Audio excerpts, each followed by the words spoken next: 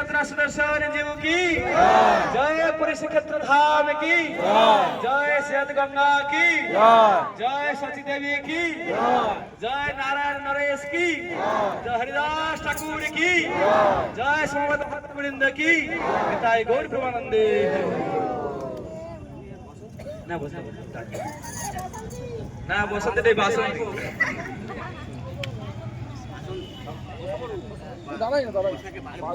না এখানে বসন্তী নয়, এখানে যদি কাউকে সম্মান দিয়ে কথা বলতে হয় আমরা বলছি বসুন, তাহলে এখানে বলতে বসন্তু, ঠিক আছে? বসন্তু বলতে হবে, বাসন্তী নয়। বাসন্তী হলে তো এখানে হলুদ হয়ে গেল বাসন্তী। তো যাই হোক, আমরা গুরু গৌরাঙ্গের অশেষ করুণায় আমরা এসেছি শ্বেত গঙ্গায় দর্শন করতে এসেছি। এইটা হচ্ছে সেই শ্বেত গঙ্গা। আমরা যে শ্বেত গঙ্গার কথা বলছিলাম, যে শ্বেত গঙ্গার কথা শুনেছি, এটা হচ্ছে সেই শ্বেত গঙ্গা। কেন এর নাম হয়েছে শ্বেত গঙ্গা, সেই মাহাত্ম্যটা আমরা এখন শ্রবণ করব। তো আমাদের পূর্ব বাংলায় একজন রাজা ছিলেন, সেই রাজার নাম ছিল নারায়ণ নরেশ। কি ছিল? নারায়ণ নরেশ। দেখুন এই যে কথাগুলো আমি বলে যাবো, এগুলো শুধু দেখবেন এইখানে এসে শ্বেত গঙ্গায় এলে এখানে শুনলেন সিঁড়ি উঠে গিয়ে ভুলে যাবেন, দেখবেন ওই খাজাকে থেকে সব ভুলে যাবেন। ভালো ভালো কি সুন্দর মালা ঝুলছে, সেই সমস্ত দেখে ভুলে গেলে হবে না। এগুলো কি প্রভু কি বলে গেলেন, এগুলোকে মনে মনে ভাবতে হবে। যাদের হাতে জপের থলি আছে, সেই জপের থলি যখন নিয়ে মালা করবেন তখন এই কথাগুলো শ্রবণ করবেন, সেই কথাগুলোকে চিন্তা করবেন, দেখবেন তবে জপ করা প্রকৃত জপ করা হবে। নইলে এই জপ করতে করতে ওই দিদি থেকে 100 টাকা ধার করে নিয়ে এসলাম, তখন মনে পড়বে যে হ্যাঁ 100 টাকা দিতে দেওয়া হলো রে, গিয়ে সকালবেলা সন্ধ্যাবেলা গিয়ে দিয়ে দেবে। নাতনির পেছাব করে রেখেছে, ধুতে হবে, কি গো আমাকে মুছে দাও না গো, তখন এই কথাগুলো মনে পড়লে হবে। তাহলে সেই জপ করা কি নাম হচ্ছে চিন্তামণি। নাম জপ করতে করতে যে কথাগুলো চিন্তা করবো সেগুলো বেশি হবে। সংসারের কথা যদি চিন্তা করি আমরা, সংসারের কথা চিন্তা করলে বেশি সংসারের বেশি জঞ্জাল বেশি জুটবে। তো সেখানে ভগবানের কি হচ্ছে, ভগবানের নাম করতে করতে, ভগবানের নামগুলো শ্রবণ করতে করতে, স্মরণ করতে করতে আমাদেরকে ভগবানের নাম হরিনাম জপ করতে আমাদেরকে। এই সাধুগুরু বৈষ্ণব এসে এই ধামে কি বলে গেলেন, কোন ধামের কি মাহাত্ম্য, কোন তীর্থের কি মাহাত্ম্য, সেগুলোকে মনে করে করে আমাদেরকে জপ করতে হবে। তাহলে রাজার কি নাম ছিল? নারায়ণ নরেশ। নারায়ণ নরেশ। তো সেই নারায়ণ নরেশ রাজার এক কন্যা ছিলেন, তার নাম ছিল সচী দেবী। জগন্নাথ মিশ্রের স্ত্রী নাম কিন্তু সচী দেবী, যে আমাদের মহাপ্রভুর মায়ের নাম আছে সচী দেবী, জগৎজননী মা। তো সেই সচী দেবী নয়, নারায়ণ নরেশের কন্যার নাম ছিল সচী দেবী, একটি মাত্র কন্যা। তো সেই সচী দেবী আস্তে আস্তে বয়স হচ্ছে, যৌবনে পা দিচ্ছে। তো বাবা মা চিন্তা করলেন, তো মেয়েকে তো বিয়ে দিতে হবে, এখন থেকে সম্বন্ধ দেখতে হবে। তো সেই কথা চিন্তা করতে করতে মা বাবা দুজন মিলে কথা বলছেন, ঘরে বসে কথা বলছেন। আর এই সচী দেবী, যে সচী দেবী তখন তো মেয়ে, ছোট মেয়ে, সে শুনতে পেয়ে গেছে। শুনতে পেয়ে ভাবছে যে আমার মা বাবা আমাকে নিয়ে চিন্তা করছে, বিয়ে দেবে বলে নিয়ে চিন্তা করছেন। তো সেই সচী দেবীর ইচ্ছা ছিল না যে বিয়ে করবে, সংসার করবে, তার ইচ্ছা ছিল না। তো সেই বাবা মা কথা শুনে গিয়ে ঘরে ঢুকে গেছে। হ্যাঁ একটু এটা রাস্তা রাখুন, হ্যাঁ একটা রাস্তা ডিস্টার্ব হবে, আপনারা এখানে চলে আসুন, তাহলে নিচে চলে আসুন। তো সেই সচী দেবী বাবা মায়ের কথা শুনে ঘরের ভিতরে চলে গিয়েছিলেন। তো মা যখন এসে সচী দেবীর কাছে এসেছে, তখন এই মেয়ে তখন বলছে, সচী দেবী বলছে তুমি কি বলবে আমাকে এখন আমি জানি, সে কথা আমি শুনে নিয়েছি। আচ্ছা আচ্ছা, এই মনে হচ্ছে আমরা যখন কথা বলছিলাম, মা তখন ভাবছে এই মনে হচ্ছে আমরা যখন কথা বলছিলাম এই মনে হচ্ছে শুনে ফেলেছি, ভালো কথা। বলছি তাহলে তো দেখ মেয়ে, তোকে তো বিয়ে তো দিতেই হবে, তুই তো আস্তে আস্তে বড় হচ্ছিস, ঘর সংসার করবি, আমাদের বাবা মা হয়ে কি করা কর্তব্য, তোকে তো বিয়ে দেওয়া আমাদের কর্তব্য। তো সেটা আমাদের কাজ, আমাদের মাথায় সেটা বড় একটা চিন্তা আছে। তো সেই কাজটা মিটে গেলে আমাদের এটা আমরা সুখে, আমার একটা শান্তি পাবো। তো সেই জন্য তো সে বললো আমি এখন বিয়ে করবো না, আমার বিয়ে করার এখন ইচ্ছা নেই। কে বললো? সচী দেবী বললো আমার বিয়ে করার এখন ইচ্ছা নেই মা, আমার বিয়ে করার ইচ্ছা নেই, এখন আমি বিয়ে করবো না। তো সেই তখন গিয়ে আবার ওই রানী গিয়ে রাজাকে বললেন যে দেখো মেয়ে এরকম শুনে ফেলেছে, আমরা যখন কথা বলছিলাম মেয়ে শুনে ফেলেছে, আর মেয়ে তখন মেয়ে বলছে যে আমি বিয়ে করবো, বিয়ে করার জন্য মেয়ের রাজি হচ্ছে না। তো তখন রাজা বললেন যাই হোক, সে এখন ছোট বাচ্চা আছে, কিছুদিন যাক, ও আপনি পরে তখন বলবে। এই রাস্তা দিন না, বললাম তো রাস্তা দিতে।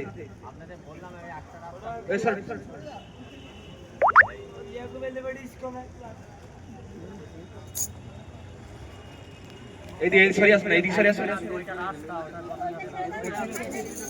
আপনাদের বলছি এদিকে চলে আসুন না। বাবা মা এরকম কথা চিন্তা করলেন, মেয়ে রাজি হলো না বিয়ে বিয়ে হওয়ার জন্য। তো তখন কি করলেন, বাবা বললেন কিছুদিন যাক, কিছুদিন পর মেয়ে নিজেই রাজি হয়ে যাবে, নিজেই বলবে যে আমার জন্য বর দেখো। তো এরকম আস্তে আস্তে কি হচ্ছে, ঠিক আছে এরকম আস্তে আস্তে দিন আস্তে আস্তে গড়িয়ে যাচ্ছে, আস্তে আস্তে মেয়েটাও বড় হয়ে যাচ্ছে, বয়স হয়ে যাচ্ছে, বৃদ্ধ হয়ে যাচ্ছে বাবা মা আস্তে আস্তে। তো বাবা মা যখন বৃদ্ধ হয়ে আসছে, আস্তে আস্তে বৃদ্ধ হওয়ার সাথে সাথে বাবা মা দেহ রাখে, বাবা মা দুইজনেই দেহ রেখে ফেলে, দেখে দেখে দেখে। তো বাবা মা যখন দেহ রাখলেন, তখন এই রাজ্যের ভারটা কে সামলাবে, রাজ্য কে সামলাবে?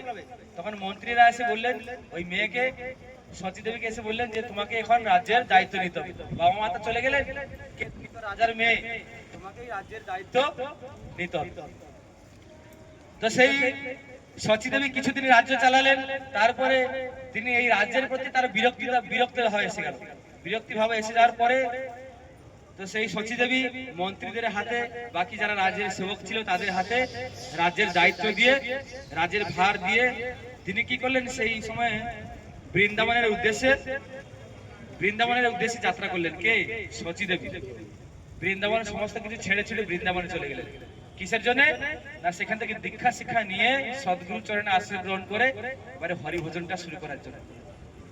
তো সেখানে গিয়ে হরিদাস ঠাকুর, যার জন্য আজকে আমরা বাঙ্কে বিহারী নাম শুনেছেন তো, বৃন্দাবনে বাঙ্কে বিহারী। তো সেই বাঙ্কে বিহারী যে হরিদাস ঠাকুর বলে একজন ছিলেন, তো এই যে হরিদাস ঠাকুর আমরা গিয়ে দর্শন করলাম, সেই হরিদাস ঠাকুর নয়, তিনি আর এক হরিদাস, বৃন্দাবনের হরিদাস। তো সেই হরিদাস এত সুন্দর গান করতেন, সেই গান শোনার জন্য এই বাঙ্কে বিহারী তার জন্য প্রকটিত হয়েছিল, আবির্ভূত হয়েছিল। তো সেই হরিদাসের কাছ থেকে দীক্ষা নেওয়ার জন্য এই সতী দেবী তার কাছে গিয়েছিলেন। তো তখন বললেন যে বাবা, আমি আপনার কাছ থেকে দীক্ষা নিতে চাই, আপনার কাছ থেকে মন্ত্র নিতে চাই, তো কৃপা করে আমাকে মন্ত্র দান করুন। তো তখন এই হরিদাস তাকে ফিরিয়ে দিয়েছিলেন, বলছে না তোমার এখন মন্ত্র দান, তোমাকে মন্ত্র আমি দিতে পারবো না। আচ্ছা মন, তারপরে কি করলেন, এই মন খারাপ হলো, তাকে মন খারাপ করে চলে এলেন কোথায়, যেখানে হরিদাস ঠাকুরের যেখানে আশ্রম, সেখান থেকে বেরিয়ে চলে এলেন। এসে কিছুদিন পর আবার গেলেন, গিয়ে তখন বললেন যে বাবা আমি মন্ত্র নিতে চাই। বলছি তোমার এখন সময় হয়নি, তুমি এখন চলে যাও, এখন তোমার সময় হয়নি। তো তখন এই সতী দেবী তখন ভাবছেন যে আমাকে কি পরীক্ষা নিচ্ছেন গুরু বাবা, না কি, কিসের জন্য আমাকে দীক্ষা দিচ্ছেন না। আবার যখন তৃতীয়বার যখন আবার গেলেন, তখন বললেন যে বাবা আমাকে মন্ত্র দাও। তখন হরিদাস বললেন এবার যে যদি তুমি মন্ত্র নিতে যাও, তোমার এই শরীরে, তোমার দেহে যে সমস্ত আভূষণ গুলো রয়েছে, সোনা, রাজার মেয়ে ছিল তো, সোনা গয়না সমস্ত কিছু রয়েছে, বলছে এই আভূষণ গুলো সমস্ত কিছু সেগুলো খুলে ফেলে, এগুলো খুলে শ্বেত বস্ত্র ধারণ করো, সাদা বস্ত্র পরিধান করে ভিক্ষা করতে করতে ভিক্ষা করবে, ভিক্ষা করে নিয়ে এসে যে চালটুকু তুমি পাবে, যেটুকু কিছু পাবে সেইটুকু নিয়ে এসে রন্ধন করে গোবিন্দকে সেবা দিয়ে তুমি সেটা প্রসাদ রূপে গ্রহণ করবে। যদি তুমি গ্রহণ করতে পারো তবে আমি তোমাকে মন্ত্র দান করব। তো তারপরে ভাবলেন ওই জন্যই আমাকে গুরু বাবা মন্ত্র দান করছিলেন না কেন, না যেহেতু এই আভূষণ গুলো আছে, মানে আভূষণ মানে কি, গয়না, সোনার গয়না গুলো আছে, এর ফলে কি হবে না অহংকার আসবে যে আমি একটা রাজার মেয়ে। যদি আমি 5 বাড়িতে কি ভিক্ষা করি, দেখুন নানা রকম কথা বলবে, নানা রকম, আমাদেরও নানা রকম কথা শুনতে হয়। বাইরে ভিক্ষা করতে গেলে আমরা তো চাল আলু মূলো কলা টাকা পয়সার জন্য ভিক্ষা করতে যাই না, মানুষের দ্বারা দ্বারা সাধুগুরু বৈষ্ণবরা কি করতে যায়, হরিনাম শ্রবণ করানোর জন্য যায়, হরি কথা বলার জন্য যায়। কিন্তু আমরা সেটা বুঝি না, 10 টাকা 15 টাকা 20 টাকা দিয়ে দিলাম, তারা চলে এলো, কিন্তু তারা প্রকৃতপক্ষে আমাদেরকে কৃষ্ণ শিক্ষা দেওয়ার জন্য যায়। তো সেই জন্য তিনি সকাল সাধুগুরু বৈষ্ণবরা বেরিয়ে যান, প্রত্যেকটা বাড়িতে বাড়িতে ওই জন্য যায়। তো তাদের অনেক কথা শুনতে হয়, অনেক বলে যে এত সুন্দর শরীর পেয়েছো, খেটে খেতে পারো না, খেটে খেতে পারো না? তাহলে দেখুন আমরা সমস্ত কিছু ঘর বাড়ি ছেড়ে এসেছি কেন? আমরা তো ঘর সংসার করতে পারতাম, চাকরি বাকরি করে সমস্ত সংসার করতে পারতাম। কিসের জন্য এসেছি? ভগবানের সেবা করার জন্য এসেছি। যতই কষ্ট হোক, এই কষ্টটাকে, দুঃখটাকে সুখ বলে যে মনে করে, সে হচ্ছে প্রকৃত বৈষ্ণব। দুঃখটাকে সুখ বলে মনে করতো, দুঃখটাই সুখ, দেখবেন তার আর জীবনে তাহলে আর দুঃখ বলে কিছু থাকবে না। তাহলে সুখ তো সুখই, কিন্তু দুঃখটাকে যদি আমরা সুখ বলে মনে করি, দুঃখটাকে যদি সুখ বলে মনে করি, তাহলে কি সেটা? তাহলে আর দুঃখ বলে কি কিছু থাকবে? দুঃখ বলে কিছু থাকবে? সেটাই সুখে পরিণত, সুখেতে পরিণত হয়ে যাবে। তো ঠিক সেই রকম ওই সচী দেবী পাঁচ বাড়িতে গিয়ে ভিক্ষা করে, যে ভিক্ষা তিনি পেতেন সেগুলো নিয়ে এসে রন্ধন করে গোবিন্দকে সেবা করে, গোবিন্দকে সেবা দিয়ে তারপরে নিজে সেবা করতেন। তো এইভাবে কিছুদিন করার পর ওই শ্যামকুণ্ডে, রাধাকুণ্ডে, যে শ্যামকুণ্ড আছে, রাধাকুণ্ডে একজন এই হরিদাস, যে বাবাজি হরিদাস ঠাকুরের একজন শিষ্য ছিলেন, তার কাছে এই সচী দেবীকে পাঠালেন যে তুমি যাও আমার সেই শিষ্যের কাছে ভজনের শিক্ষা করো, ভজনের শিক্ষা করে, তোমাকে ভজন কিভাবে করতে হবে সেই শিক্ষা সে দান করবে। তো কিছুদিন গিয়ে সেখানে ভজনের শিক্ষা করে আবার গুরুদেবের কাছে এলেন। তখন গুরুদেব বললেন যে সচী দেবী, তোমাকে আমি বললাম, তোমাকে আদেশ দিলাম, তুমি চলে যাও লীলাচল ধামে, চলে যাও শ্রীক্ষেত্র ধামে চলে যাও। সেখানে গিয়ে তুমি ধাম সন্ন্যাস, ক্ষেত্র সন্ন্যাসী হয়ে তুমি থাকবে। ক্ষেত্র সন্ন্যাসী মানে এই ধাম থেকে কোথায় বাইরে বেরিয়ে যাবে, এই ধামের মধ্যে থাকবে, এখান থেকে কোথায় বাইরে কোথাও যাবে না, এই ধামের মধ্যে তাকে থাকতে হবে, এখানে ভগবানের সেবা করবে, এখানেই মৃত্যুবরণ করবে। গুরুদেবের বাক্য, গুরু বাক্য। তো সেখান থেকে বৃন্দাবন থেকে ছেড়ে তিনি এই শ্রীক্ষেত্র ধামে এসেছিলেন, এই নীলাচল ধামে এসেছিলেন। এসে কোথায় ছিলেন? যে গম্ভীরা আমরা গিয়েছিলাম, সেই গম্ভীরার কাছে সার্বভৌম ভট্টাচার্য, যে সার্বভৌম ভট্টাচার্যের জন্য ভগবান ষড়ভুজ ধারণ করেছে। যে 6টা হাত দেখলেন না, 2টা হাতে একটা তীর আছে, একটা ধনুক আছে, এটাতে দণ্ড আছে, একটা কমণ্ডলু আছে, আর একটা বাঁশি আছে, একটাতে 2টো হাতে বাঁশি আছে। তো সেটা হচ্ছে সার্বভৌম ভট্টাচার্যকে মহাপ্রভু দর্শন দিয়েছিলেন ষড়ভুজ রূপে, কে? মহাপ্রভু। তো সেই সার্বভৌম ভট্টাচার্যের বাড়ির কাছে, বাড়িতে এই সচী দেবী থাকতেন। ওখানে থেকে প্রত্যেকদিন ভগবানের সেবা করতেন, আর প্রত্যেকদিন ওখান থেকে এসে জগন্নাথকে দর্শন করতে যেতেন। এই সামনে জগন্নাথের মন্দির, একটুখানি যে গেলে জগন্নাথ মন্দির, ওখান থেকে এসে প্রত্যেকদিন জগন্নাথের দর্শন করতে আসতেন। তো এইভাবে আস্তে আস্তে আস্তে আস্তে বয়স হয়ে যাচ্ছে, বয়স তার দাঁড়াবে না, প্রত্যেক দিন একটা দিন করে চলে যাচ্ছে। সূর্যদেব আমাদের প্রত্যেকেই আয়ু হরণ করে নিচ্ছে। আমরা প্রত্যেকেই যারা যেদিন থেকে জন্ম হয়েছি, হ্যাঁ, প্রত্যেকে আমরা শ্মশানের দিকে এক পা করে এগিয়ে যাচ্ছি, না পিছিয়ে যাচ্ছি? এগিয়ে যাচ্ছি। তাহলে আমাদের দিনগুলো শেষ হয়ে যাচ্ছে, একটা করে দিন আমাদের জীবন থেকে চলে যাচ্ছে।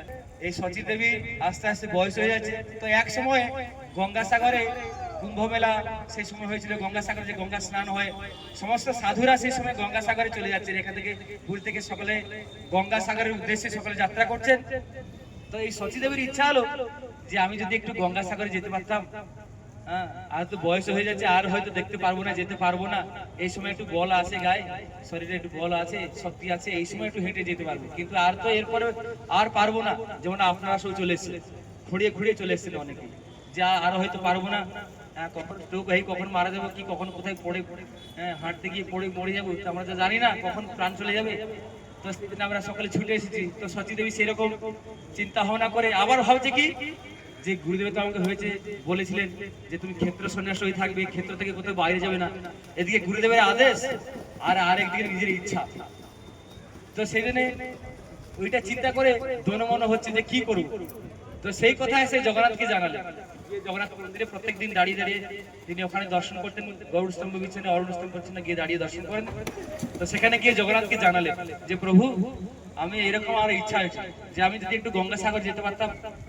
তো ইচ্ছা হয়েছে এরকম প্রত্যেক দিনে, একদিন যায়, দুদিন যায়, প্রত্যেক দিনে এরকম ভাবে গিয়ে জগন্নাথকে দাঁড়িয়ে দাঁড়িয়ে, ওই যে গরুড় স্তম্ভ আছে ভিতরে দেখবেন, ওখান থেকে মহাপ্রভু গরুড় স্তম্ভের পিছন থেকে জগন্নাথকে দর্শন করেছিলেন।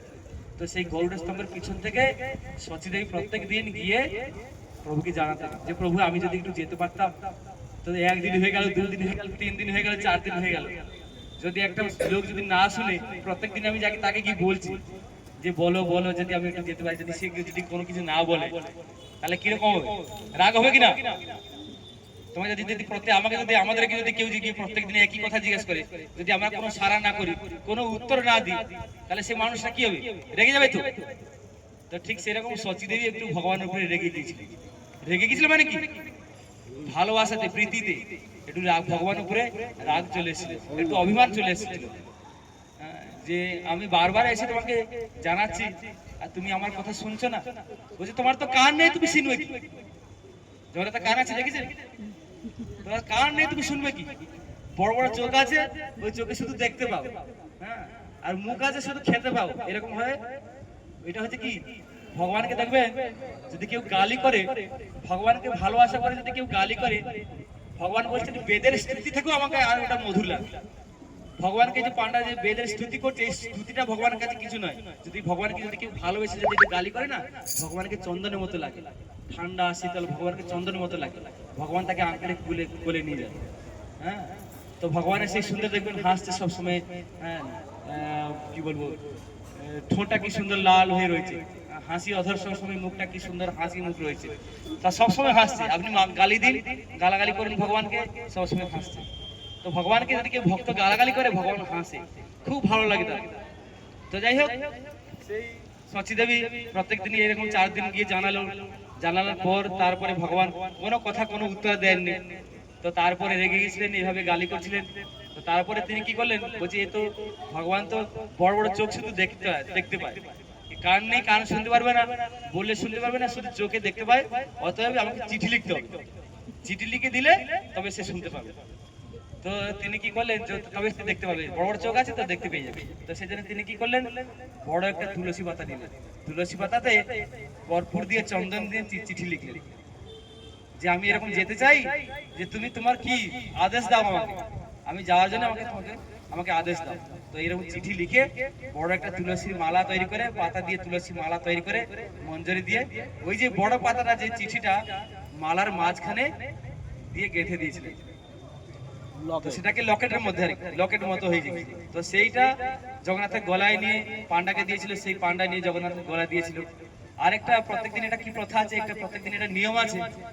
তো সেই মালাটা, যে মালাটা তুলসী মালাটা ভগবানের গলায় দেওয়া হয় জগন্নাথের, সেই মালাটা বেরোলেই লক্ষ্মী দেবীর কাছে সেই মালাটা যায়, সেই মালাটা লক্ষ্মী দেবীর কাছে যায়। সেই লক্ষ্মী দেবী সেটা কি করেন, আঘ্রাণ গন্ধটার সঙ্গে নিজের মস্তকে নিয়ে তারপরে সেটা বাইরে বেরোয়।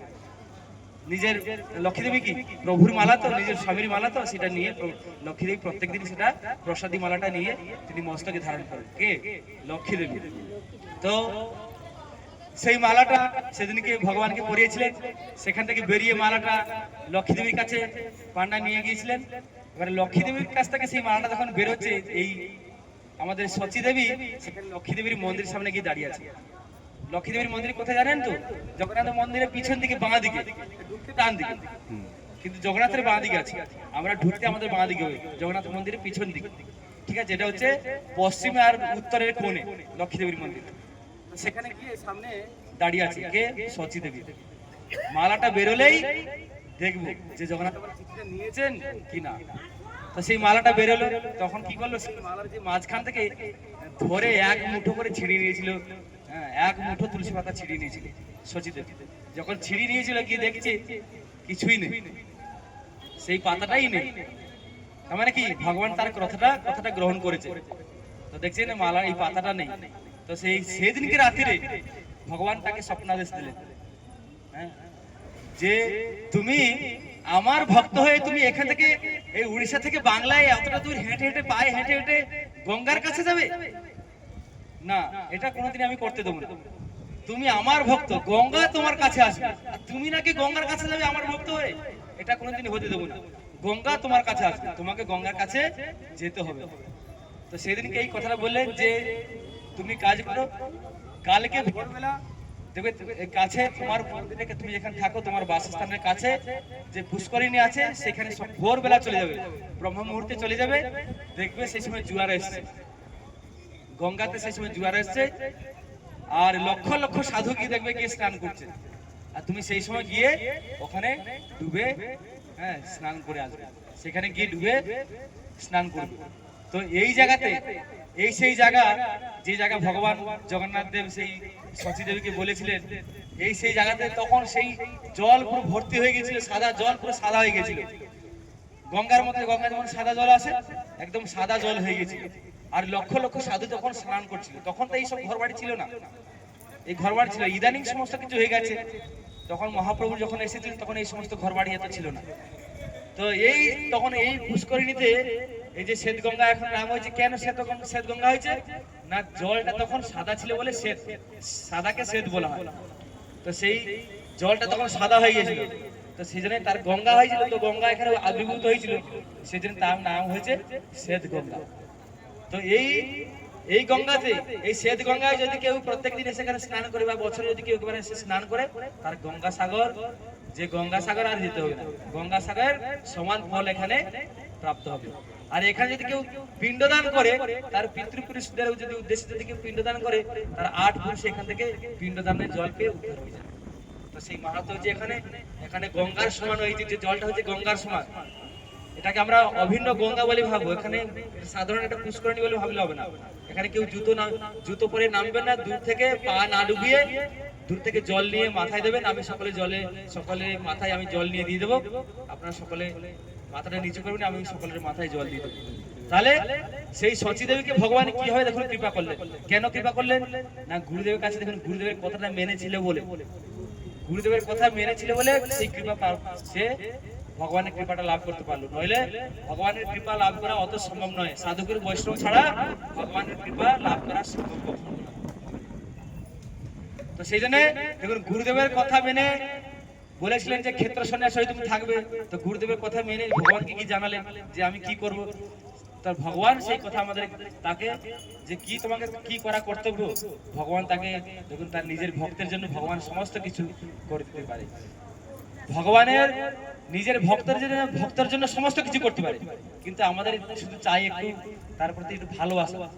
যেমন আমাদের নিজের সুখের জন্য আমরা যেমন সেবা করছি, নিজের টাইমটা আমরা খাচ্ছি, কোনটা পড়লে আমাদের ভালো লাগবে, হ্যাঁ টিভি নিয়ে আসছি বা গাড়ি কিনছি, বাড়ি কিনছি বা সুন্দর করে বাড়ির রং করছি, কোন কালারটা দিলে ভালো লাগবে, তো ঠিক সেই রকম গোপালের কোন জামাটা পরলে ভালো লাগবে, তাকে কি খেতে দিলে ভালো লাগবে। আমরা তো নিয়ে এসে ঝোল ঝাল করে নানা রকম আইটেম খেয়ে নিচ্ছি, কিন্তু আমরা তাকে কি দিচ্ছি, এটা দেখুন এইটুখানি গ্লাস, এইটুখানি থালা, তার মধ্যে দুটো নকুল দানা, দুটো বাতাস, এখানে তুলসী দিয়ে জল দিতে। তাহলে আমরা যদি রোজ ওইটা খাই, দেখে আমরা যদি রোজ আমরা ওইটা খাই, খেয়ে থাকতে পারবো তো? থাকতে পারবো কি? তাহলে আমরা বলছি না ভগবান তো খায় না। যদি ভগবান খায় না তাহলে ওটা দেওয়া কি বানাচ্ছে? ভগবান যদি খায় না, সেটা শুধু পয়সা খরচা করে এটা কি দেওয়া বানাচ্ছে? তাহলে ভগবান নিশ্চিত খায়। ভগবান খায় না তাই আমরা তাকে দিচ্ছি না। যদি খেয়ে নিত প্রত্যেকদিন 1 তালা করে, তাহলে আমরা দিতাম কি? দেখুন ভগবান কোনোদিন খায় না। আরে তদিয়ং বস্তু গোবিন্দং তুভ্যমেব সমর্পয়। এই যা কিছু দেখছি অনন্ত কোটি বিশ্ব ব্রহ্মাণ্ডের মালিক, আমরা যা কিছু দেখছি ভগবানের ছবি। আচ্ছা বলুন তো এই পৃথিবীটা কার? এই পৃথিবীটা কার? সকলে বলুন। পৃথিবীটা ভগবানের। আচ্ছা পৃথিবীটার মধ্যে যে ভগবানের, এই যে ভারতবর্ষটা কার? ভগবানের। তো ভারতবর্ষের মধ্যে পশ্চিমবাংলা একটা রাজ্য, তাহলে সেই পশ্চিমবাংলাটা কার? ভগবানের। পশ্চিমবাংলার মধ্যে হাওড়া ডিস্ট্রিক্ট একটা রাজ্য, তাহলে হাওড়া ডিস্ট্রিক্টটা কার? ভগবানের। হাওড়া ডিস্ট্রিক্টের মধ্যে বাগনান একটা ব্লক, সেই এই বাগনানটা কার? এটা ভগবানের। বাগনানের মধ্যে একটা রামচন্দ্রপুর গ্রাম, এই রামচন্দ্রপুর গ্রামটা কার? ভগবানের। রামচন্দ্রপুর গ্রামের মধ্যে একটা বাড়ি, ওই বাড়িটা কার? ভগবানের। এটা তাহলে কি লেখা আছে? রাধা ভিলা কি সোনালী ভিলা, তাহলে এটা বাড়িটা কার হলো? যদি বলা এটা কার বাড়ি গো, এ অমুকদার বাড়ি, তমুকদার বাড়ি, বলি আমরা ভগবানের বাড়ি? তাহলে দেখুন কিরকম হয়ে যাচ্ছে, উল্টো হয়ে যাচ্ছে। তাহলে আমরা সবই বলছি ভগবানের, কিন্তু ভগবানের কোনোটা নেই। তাহলে ভগবানকে দেওয়ার সময় এইটু করে দিচ্ছি। দেখুন ভগবানকে ভালোবাসুন। ভগবান ভালোবাসা, ভগবান অন্য কিছু চায় না, ভগবান আমাদের মনের ভাবটা গ্রহণ করে। ভাত ডাল রুটি এগুলো গ্রহণ করে, এগুলো তো সমস্ত কিছু ভগবানের দান। এবার হচ্ছে এই বস্তুটা তো তারই, তাকে দেওয়ার মতো আমাদের কোনো ক্ষমতা নেই, কিছু নেই আমাদের কাছে। তো ভগবান আমাদের কাছে শুধু চায় একটু ভাব, একটু ভক্তি, একটু ভালোবাসা। ভগবান হচ্ছে ভালোবাসার কাঙ্গাল। তো সেই জন্যই তো ভক্তের জন্য চুরি করেছিল ক্ষীরচোরা গোপীনাথ। যদি আমাদেরকে ডাকা হয়, যদি চোর ডাকা হয়, হ্যাঁ এই যে বলে সঞ্জীব বাবু চোর, কি নলে সুনীল বাবু যদি চোর রাখা হয়, যদি একদিন দুদিন করে রাখি না লোকের সামনে, দুদিন বেলা গালাগাল দেবে, নলে এসে দেবে কানের গোড়ায় এক ঘাস করে। তাহলে আমাদেরই বিরক্ত লাগছে। দেখুন ভক্তদের জন্য সে ভগবান প্রত্যেকদিন সে ক্ষীর চোরা গোপীনাথ চোর, চোর যে নামটা তাকে শুনতে হচ্ছে প্রত্যেকদিন চোর বলে। আমরা শুনতে পারি, সেটা আমাদের শুনতে ভালো লাগবে, কিন্তু ভক্তের জন্য ভগবান সমস্ত কিছু করতে পারে, সমস্ত কিছু ভগবান সমস্ত কিছু করতে পারে, কিন্তু আমরা তাকে সেই শুধু ভালোবাসা, একটু ভগবান চাই, একটু ভক্তি চাই, একটু ভাব চাই, অন্য কিছু চাই না। আমাদের কাছ থেকে নকুলদানা, বাতাসা, জল কিছু চাই না। আমরা বলি না যে ভগবানকে শুধু জল আর তুলসী পাতা দিলেই হবে, জল তুলসী পাতা দিলে হবে, কিন্তু আমাদের ক্ষমতাটা কি সেইটা? আমাদের কাছে কিছু নেই। যার কাছে কিছু নেই তখন সে জল তুলসী পাতা, চোখের জল দিতে পারে, তুলসী পাতা দিতে পারে, কিন্তু আমাদের কাছে সমস্ত কিছু আছে, কিন্তু আমরা তাকে কিছু দিই না। সেই জন্য বলা হয়েছে তদীয় বস্তু গোবিন্দ তুভ্যমেব সমর্পণ, যে তোমার দেওয়া বস্তু তোমাকে সমস্ত কিছু সমর্পণ করলাম। যদি আমরা ভালোবেসে একটু দিই না, দেখবেন আমাদের ভগবান অবশ্যই কৃপা করবে। আমাদের দাসনগরে এক মা ছিলেন, কানাই নিজের হাতে কানাইকে তৈরি করেছিলেন। সেই কানাই আমাদের আশ্রমে এসেছিল। তো সেই কানাই প্রত্যেকদিন তাকে ছেলে ভাবে, তার কোনো সন্তান ছিল না, একটাই ছেলে ছিল, মানে সেই কানাই তার সঙ্গে সমস্ত কিছু কথা বলতো। প্রভু তো ডিউটি চলে যেত, রাত্রি 8টা 9টার সময় করে ফিরতো, আর সেই মা প্রত্যেকদিন বাড়িতে ওই রন্ধন করতো আর এই কানাইয়ের সঙ্গে কথা বলতো। গঙ্গা মাটি দিয়ে বানিয়েছিল নিজের হাতে কানাই, কালো কালো কৃষ্ণ। তো সেই কানাই বসে আছে, মাসি নিয়ে বসে আছে, তার সঙ্গে কথা বলছে পাগলির মতো। আমরা দেখলে কি বলবো? পাগলি বলবো না? বলছে কি রে? বলছে বাবা শোনো বাবা, তোমার কষ্ট হচ্ছে, বলো না বাবা তোমার কি লাগবে বলো, আমি আজকে বাজারে যাচ্ছি, তোমাকে কি নিয়ে আসবো? চকলেট নিয়ে আসবো, কি খেলনা নিয়ে আসবো? এরকম ঠিক সন্তানের মতো আমরা যেমন বাচ্চাকে বলি যে কি নিয়ে আসবো বল, আজকে যাচ্ছি চাউমিন কিনতে, আজকে যাবো বাজারে যাবো, চাউমিন ওখানে দোসা হচ্ছে, নানা রকম এখন যেমন সব হচ্ছে, বিরিয়ানি হচ্ছে, দোসা হচ্ছে, চাইনিজ হচ্ছে, সব চাইনিজ খাবার সব। যেটা মেয়ে খেতে ভালোবাসে, কি যেটা ছেলে খেতে ভালোবাসে, তাকে সেটা বলি কিনা যে কি নিয়ে আসবো বলো তোর জন্য। তো ঠিক সেরকম সে কানাইকে নিজের সন্তান বলে মানত, আর প্রত্যেক দিন ওই ভোগ রন্ধন করতো, ভগবানের গান করতে করতে, ভগবানের গুণ কীর্তন করতে রন্ধন করতো। সেদিনে কিভাবে একটু ভুল বসত এই ভোগ রন্ধন করতে করতে সবজিতে একটু বেশি লঙ্কা গুঁড়ো পড়ে গেছে, ঝাল হয়ে গেছে। এবারে তো সে তার বুঝতে পারেনি যে ঝাল হয়ে গেছে বলে, নিয়ে ভোগ দিয়ে দিয়েছে, দরজাটাকে বন্ধ করে দিয়েছে, আর তার সঙ্গে কথা বলছে, বাবা খাওয়া হলো, মানু খাওয়া হয়েছে তো, এরকম কথা বলছে। এদিকে রুটি করছে আর ওইদিকে গোপালকে খেতে দিয়েছে। এটা হচ্ছে ভাব, এটা হচ্ছে ভক্তি। আমরা তো ভগবানকে কত রকম ভালোবাসা, নিজেকে বন্ধু ভাব, ভগবানকে বন্ধু ভাবে ভালোবাসা যায়, নিজের সখা ভাবে ভালোবাসা যায়, নিজের সন্তান রূপে ভালোবাসা যায়, নিজের প্রেমিক রূপে ভালোবাসা যায়।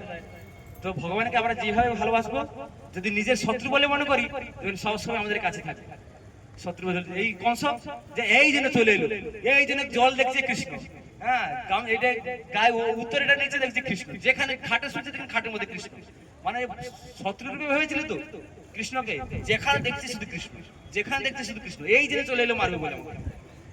ঠিক সেরকম আমাদেরকে তাকে শত্রু হয় নয়, যদি নিজের সন্তান বলে মনে করি, কি নিজের বন্ধু বলে মনে করি, দেখবেন ভগবান খুব তাড়াতাড়ি কৃপা করবে, খুব তাড়াতাড়ি আমাদের ভগবানের কৃপায় যাবে। জগন্নাথ দেব খুব কৃপাময়, যদি তাকে যদি একটু ভালোবাসা দিই, খুব তাড়াতাড়ি কৃপা করবে। তো সেই মা কি করেছিল তখন, ওই যে ঝালটা দিয়েছিল দরজাটা তো বন্ধ করে দিয়েছে, বলছে মানু নুন হয়েছে তো, বলছে কেমন লাগছে, যে কেমন লাগছে বলছে, ধুম করে বাটিটা ছুঁড়ে ফেলে দিয়েছি দরজাতে। হ্যাঁ কি হলো? হ্যাঁ সে তো হুহা করছে, গিয়ে ভিতরে সে হুহা করছে, বলছে কি হলো, দুষ্টুমি করছো? গিয়ে যখন দরজাটা খুলে দেখছে গোটা সবজি বাটি পড়ে আছে। এগুলো কোনো গল্প নয় মা, সত্যিকারের ঘটনা। সেই মা কিন্তু এখন আর এখানে দাসনগরে নেই, হ্যাঁ সেখানে নেই, সে বৃন্দাবনে এখন আছে। ভগবান হয়তো তাকে সেখানে ডেকে নিয়েছে, সে সেখানে চলে গেছে। তো এই দেখছে গিয়ে বাটির মধ্যে, হ্যাঁ তো সেই বাটির মধ্যে দেখছে সব বাটির মধ্যে কিছু সবজি নেই, সব বাইরে ছড়িয়ে পড়ে আছে। গিয়ে যখন সেই সবজিটা যখন মুখে দিয়েছে, দেখছে ঝাল লাগছে। আবার গিয়ে সেই কাঁদতে কাঁদতে আবার রান্না করে, মানুষ আমার যে ভুল হয়ে গেছে, আমাকে ক্ষমা করে দিয়েছে, কত রকম নানা রকম কথা বলে তাকে ভুলিয়ে আবার রন্ধন করে আবার নিয়ে মিষ্টি দিয়ে তাকে খাওয়াবে। তাহলে ভগবান নিশ্চয় আছে, আমরা বিশ্বাস করি না, বিশ্বাস মিলাই বস্তু তর্কে বহু। আমাদের সেই বিশ্বাস নেই বলে আমাদের ভগবান আমাদের কৃপা করছে না, ভগবানের কৃপা পাচ্ছি না। তো আমাদেরকে বিশ্বাসের সঙ্গে এই ঘটনাগুলো শুধু গল্পের মতো ভাবলে হবে না, এগুলো সত্যি ঘটনা। আমরা মানে কি বলবো, আমরা নিজেরাই, এরা ভগবান হচ্ছে অনুভবী ঠাকুর।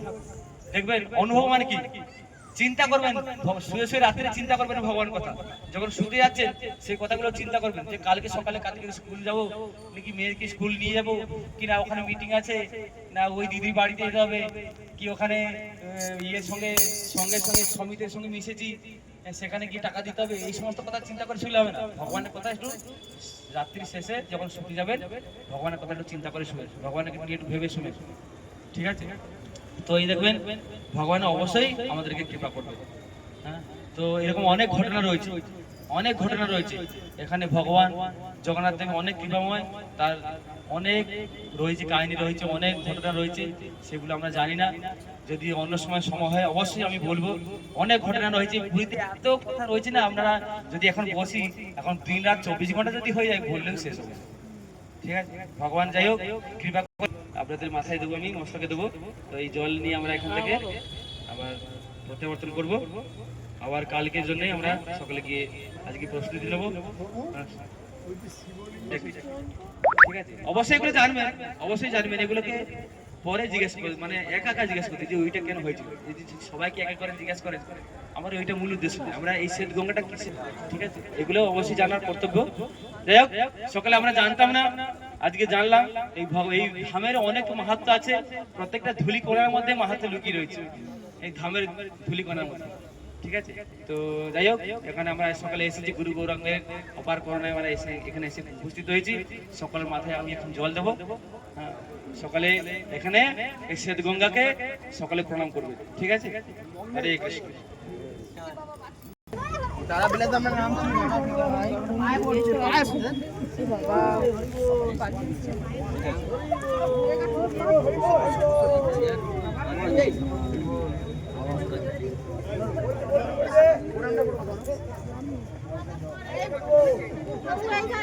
পাশে